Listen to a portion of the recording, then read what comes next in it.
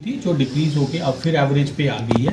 तो डेली जो हमारे पास स्टॉक अवेलेबल रहता है वो ऑलमोस्ट हमारा 3400-3500 के करीब सिलेंडर जो है हमारे पास यहाँ अवेलेबल रहते हैं। तो कहने का मतलब है 2 से ढाई दिन का स्टॉक हमारे पास हर समय अवेलेबल रहता है और इसको हम और बढ़ाने की कोशिश कर रहे हैं। बात करेंगे अगर पेट्रोल और डीजल की, 6 से 7 दिन का स्टॉक हमारे पास अवेलेबल रहता है और आज भी अगर मैं बात करूं तो उतना ही स्टॉक हमारे पास अवेलेबल है।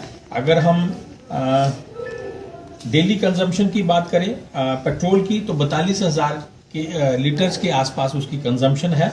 तो हमारे पास 2,99,820 लीटर जो है वो डिस्ट्रिक्ट में अवेलेबल है। इसी तरह से अगर हम डीजल की बात करें तो हमारी डेली कंजम्पशन जो है वो 58,000 के आसपास है और हमारे पास जो स्टॉक अवेलेबल है वो 3,02,660 अवेलेबल है। तो कहने का मतलब ये है कि 5 से 7 दिन का स्टॉक हमारे पास डीजल और पेट्रोल का अवेलेबल है। तो एसेंशियल कमोडिटीज में किसी भी चीज की कोई कमी नहीं है। इसके साथ साथ अगर हम फर्टिलाइजर्स की बात करें, जैसे यूरिया है, डीएपी है। डीएपी सोइंग के टाइम यूज होता है, यूरिया इन बिटवीन भी यूज होता है। तो किसी भी जगह से कहीं से भी हमें इस स्टॉक की जो कमी है वो रिपोर्ट नहीं हुई है और as per the reports of the department हमारे पास सफिशिएंट स्टॉक्स अवेलेबल है। इस जहां तक एनफोर्समेंट की बात करें, हम इमीडिएटली हमने टीम्स बनाई थी जिसमें डिस्ट्रिक्ट लेवल की टीम है, सब डिवीजन लेवल की टीम्स हैं।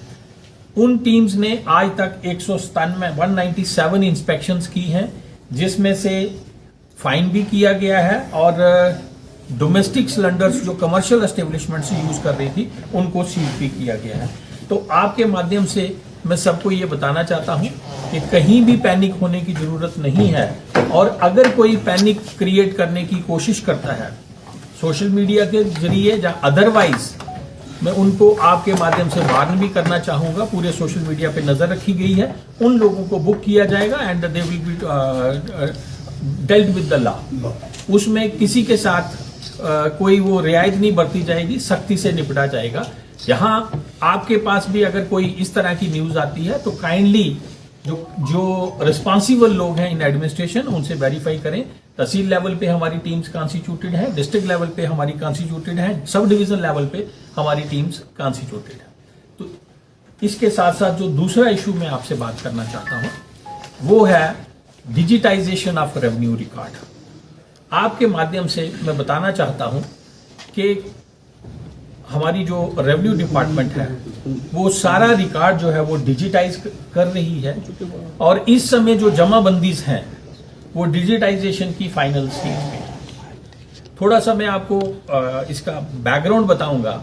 पिछले 3-4 महीनों से हम इस पे रिग्रेसली काम कर रहे हैं, जिसमें जो लास्ट जमाबंदी थी मोस्टली 18-19, 17-18 की जमाबंदी थी, उनको डिजिटाइज किया गया था और उसको डिफरेंट इंग्लिश में कन्वर्ट किया गया है, उर्दू में भी अवेलेबल है, इंग्लिश में भी कन्वर्ट किया गया है। और उस जमाबंदी को फ्रीज करके फर्स्ट फेज में हमारे कैंप्स जो हैं वो हर विलेज लेवल पे लगे हैं, जिसमें सीनियर अफसर्स भी गए हैं, मैं खुद गया हूं, एडीसी साहब गए हैं, एसीआर गए हैं, एसडीएम्स गए हैं, इवन तहसीलदार्स ने डिफरेंट विलेजेस में विजिट करके उस जमाबंदी को, जो एक्चुअल हमारी फिजिकल जमाबंदी अवेलेबल थी, उन दोनों को कंपैरिजन करते हुए लोगों में पढ़ के सुनाया और जो उनके ग्रीवियंसेस हैं वो लिए और जो बैकलॉग म्यूटेशंस थी उनको भी विलेज वाइज सेग्रीगेट किया गया, विलेज वाइज ही होते हैं वो, उनको लेके और उसमें कोरेक्शंस की गई। कोरेक्शन करने के बाद अब हम उसको कंप्लीशन की तरफ जा रहे हैं। मीन टाइम एक पोर्टल जो है हमारा रेवेन्यू डिपार्टमेंट ने एक पोर्टल जो है वो लॉन्च किया है, जिसमें कोई भी विलेजर जो है वो अपने ग्रीवियंसेस डाल सकता है अगर उसके हैं। अगर ग्रीवियंसेस की बात करें तो 2 तरह की गलतियां जो है वो जो जमाबंदी फ्रीज की गई या इलेक्ट्रॉनिक जमाबंदी हम जिसको कहेंगे, 2 तरह की गलतियां उसमें थी। एक था टेक्निकल एरर्स, किसी का नाम गलत है, पिछली जमाबंदी में ठीक है उर्दू से कन्वर्ट किया इंग्लिश में, तो लैंग्वेज कन्वर्शन में जो ऑटोमोड था उसमें थोड़ी सी गलतियां थी, उनको ठीक कर लिया गया है। बैकलॉग म्यूटेशन 2017-18 या 18-19 की जमाबंदी थी, उसके बाद आज तक जो इनहेरिटेंस म्यूटेशंस हुई थी या डिफरेंट कोर्ट ऑर्डर्स के तहत या डिफरेंट म्यूटेशंस जो थी, उनको बैकलॉग म्यूटेशन के तौर पे कंसीडर करके उनको एंटर किया गया है नई जमाबंदी तैयार करने के लिए।